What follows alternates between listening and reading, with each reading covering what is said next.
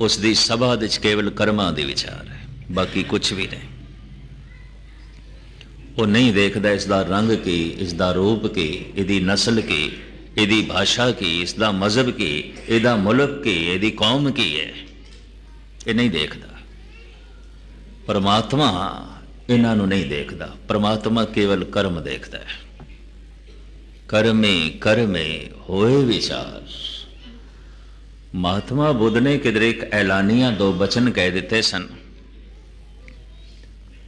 भगवान की फिक्र ना करो, कर्म की फिक्र करो। और उन्होंने मुंह किधरे ये बोल भी निकल गया, कर्म ही भगवान है।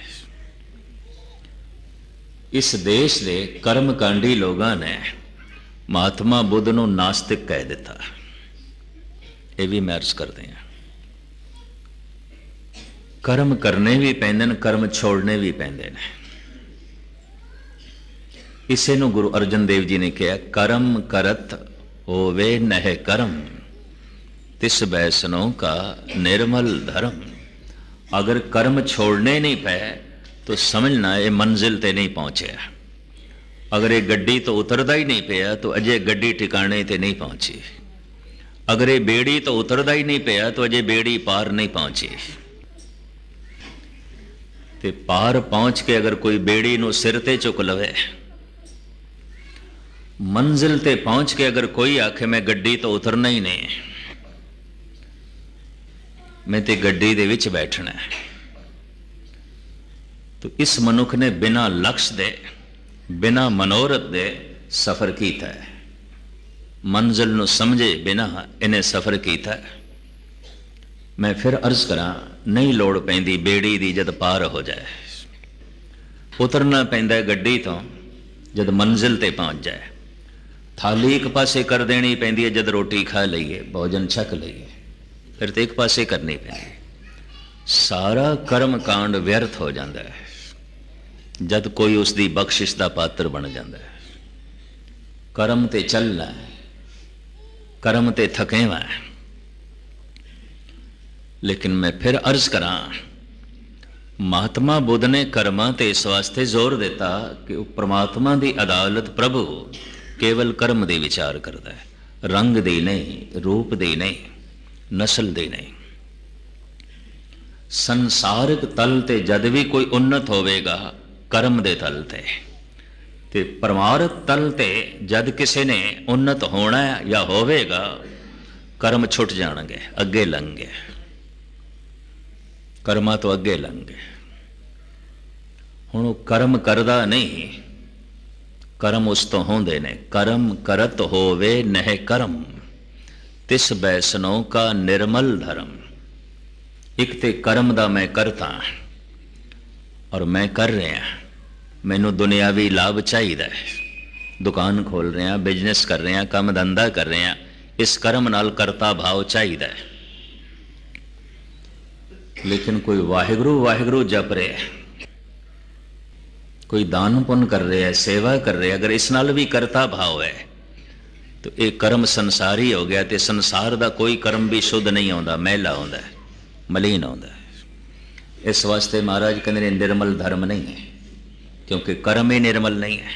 कर्म करत हो वह न कर्म, तिस बैसनों का निर्मल धर्म। निर्मल धर्म केड़ा है?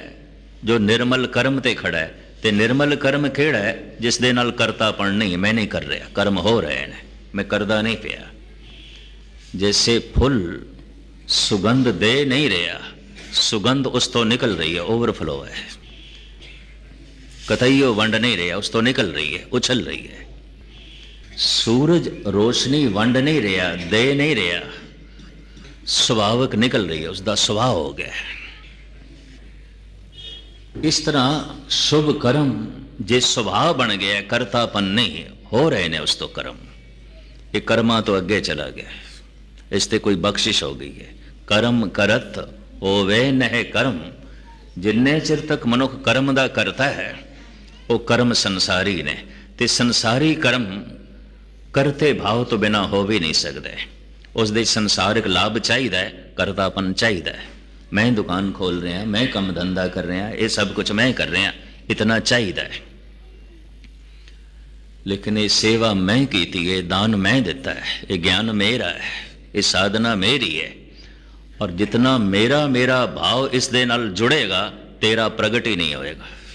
ये भी मैं अर्ज करते हैं, तू प्रगट ही नहीं होएगा, क्योंकि कर्म दे नाल मेरा भाव जुड़े है। ते मेरा संसार है, तेरा ही निरंकार है, इंज कह लीए। कबीर कहते ने तू तू करता तू भया, मुझ में रहा ना हो, जब आपा पर का मिट गया, जत देखा तत तू। इस तरह का पुरुष अगर कोई संसारिक कर्म भी करे, धंधा भी करे, वह भी धर्म है। उसका तकड़ी तोलना भी तेरा तेरा हो जाएगा, धर्म हो जाएगा। ਉਹਦੇ कपड़ा बुनना भी धर्म हो जाएगा, उसका कपड़ियां नूं रंगना भी धर्म हो जाएगा। जैसे नामदेव कहते हैं, रांगन रांगो सीवन सीवो, राम नाम बिन घरी न जेहो। कपड़े रंगी जा रहे हैं, नाले अपना मन रंगी जा रहे हैं, धंधा धर्म बन गया। जुतियां गंढी जा रहे हैं रविदास, नाले अपना दिल ते दूजियां दा दिल रब नाल गंढी जा रहे, धंधा धर्म बन गया। तकड़ी तोली जा रहे ने बाबा जी, ते गिणती करदियां करदियां हुण हिंसा आया तेरा, फिर तेरे ने अगे नहीं जान दिता, तेरा तेरा तेरा, फिर ते दिन भर तेरा तेरा चलता रहा। ते जद है तेरा तो फिर मुकना किथे सी, तोट किथे आनी सी, तेरा तेरा। ये तकड़ी तोलना भी धर्म बन गया। कईयां दा माला फेरना भी तकड़ी तोलना होंदा है, कईयां दा तकड़ी तोलना भी माला फेरना है। ये भी मैं अर्ज करते हैं। कईयां दा गुरुद्वारे बैठना भी दुकान ते बैठना है, बाजार दे च बैठना है, और कईयां दा बाजार दे च बैठा होया भी इंज समझ लो गुरु कोल बैठा है। कईयां दा पाठ करना भी इंज है जैसे संसारिक चीज़ां दी कोई गिणती करनी। लोग करते हैं, मैं इतने लख जपजी साहब दे पाठ कीते ने, अरदास करो। पुरखा अजय भी तू कहना है अरदास करो, तो इसका मतलब है परमात्मा तक तेरे बोल नहीं पहुंचे, तेरा पाठ नहीं पहुंचे। अगर पहुंचे होंदा तो तू इतना कहना भी नहीं सी, अरदास करो। अगर पहुंच गए होंदे तो तेनों गिणती मिणती भी याद नहीं रहनी सी। सारे वो धार्मिक कर्म संसारिक कर्म हो जाते ने अगर उन्हां नाल मैं जुड़ गया। कर्म करत होवे नए कर्म, मैं नहीं कीते, मैं नहीं कर रहा, उस तो कर्म होंदे ने, वो कर्म करदा नहीं। कर्म करत हो वह नए कर्म, तिस बैसनो का निर्मल धर्म। तो खैर मेरे मकावा ना महर्स कर रहा सी, परमात्मा दे उत्ते सिर्फ दो ही दूरियां लागू होंदियां, समय ते अस्थान की दूरी नहीं।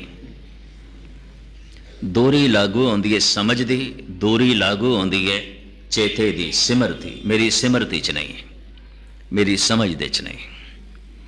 जितने चिर तक समझ दे च नहीं, जितने चिर तक सिमरती दे च नहीं, तो क्षमा करनी परमात्मा दूर है, दूर है। अगर कोई कह रहा है दूर है, दूर है, तो स्पष्ट वो कह रहे हैं मेरी समझ तो परे और मेरी सिमरती तो परे, मेरे चेते तो परे। गावे को जापे दिसे दूर। हुण महाराज कहते है हजूर कत दूर बताओ, दुंदर बांधो सुंदर पाओ। क्यों दूर कहते हो? है हजूर कत दूर बताओ, क्यों दूर कहते हो? पर जे समझ तो परे है तो दूर है, जे सिमरती तो परे है तो दूर है ही दूर। अगर समझ दे च गल आ गई है, सिमरती दे च आ गई तो नेड़े तो नेड़े। कह रविदास हाथ पे नेड़े, सहजे होए सो होई। जो बहुत नेड़े होवे उन्हों अख वेखण दे च असमर्थ रह जाती है। जैसे तस्वीर नूं मैं अपनी अखां ते रख लवां, अखां नहीं वेख सकणगियां, वेखण लई कुछ दूरी चाहिए है। जैसे गुटके नूं कोई किताब नूं मैं अखां दे उपर रख लवां, नहीं पढ़ सकांगा। पढ़न लग्या अखरां नूं देखण लग्या कोई दूरी चाहिए है। कई दफ़ा अख दे च रड़क पै जाती है, असी दूसरे नूं कहने जरा वेख मेरी अख दे च की पै गए, हद हो गई। अखां वड्डे वड्डे पहाड़ां नूं वेख लैंदियां, वड्डी भीड़ नूं वेखदियां ने, उच्चियां उच्चियां बिल्डिंगां, सूरज चंद तारियां तक नूं वेख लैंदियां ने। ये अख, अख दे च पई होई एक रड़क इन्हों नहीं दिखाई देंदी, रड़क बहुत नेड़े है, बहुत नेड़े है, जो बहुत नेड़े है नहीं दिखाई देंदी। ते इंज कह लो परमात्मा दे उत्ते ते नेड़े कहना भी किसी हद तक अन्याय हो जाना। अखां दे विच है, हत्थां दे विच है, पैरां दे विच है।